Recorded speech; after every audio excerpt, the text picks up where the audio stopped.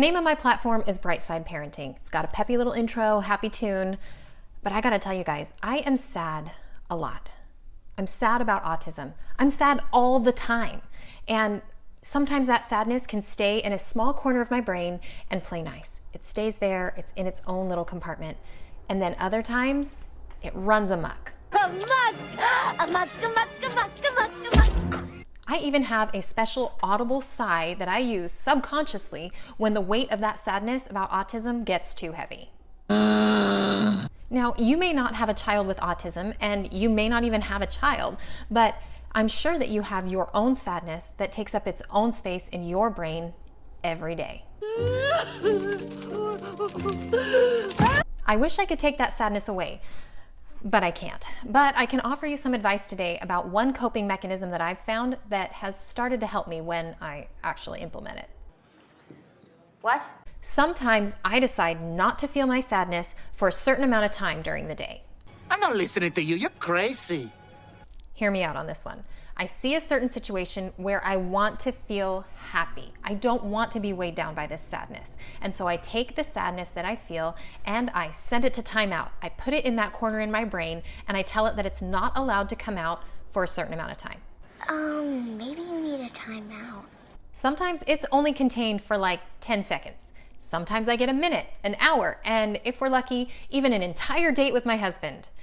Not usually. Sorry, John. Sorry.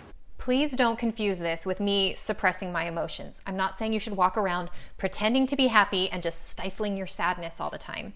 I'm just saying that sometimes there are moments in your life that you want to be fully present for. You want to feel happy, you want to be engaged, and you don't want to be weighed down by the sadness in your life that's not going away, that's a constant.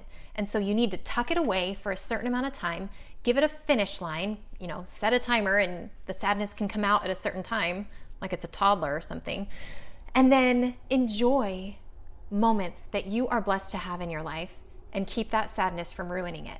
And then when you have a safe space, when you have more time, when you are alone, whatever, let that sadness back out and feel it, experience it. It's part of life and you have to do it, but you can choose when, sometimes.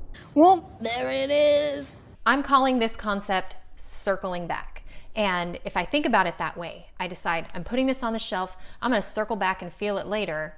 It's a lot easier for me to do that because I'm not saying, don't feel sad, take this emotion away, you need to be happy, you can't be sad. I'm just telling myself, you feel this sadness, but you don't have to feel it right now. Put it off, put it on the back burner, put it in timeout, put it away for a few minutes. And let yourself experience the joy that is also a part of this life. I just like to smile. Smiling's my favorite. So today, I hope you can let yourself feel happiness. Even if there are sad things going on, I hope that you can put that away for a few minutes and feel joy, feel happiness. I know it's possible. I'm working on it, and every minute that I can add to my day where I feel happy is a minute that I'm not feeling sad. And you know what? I don't want to let the things that are going wrong in my life ruin all the things that are going right. Life moves pretty fast. You don't stop and look around once in a while, you could miss it.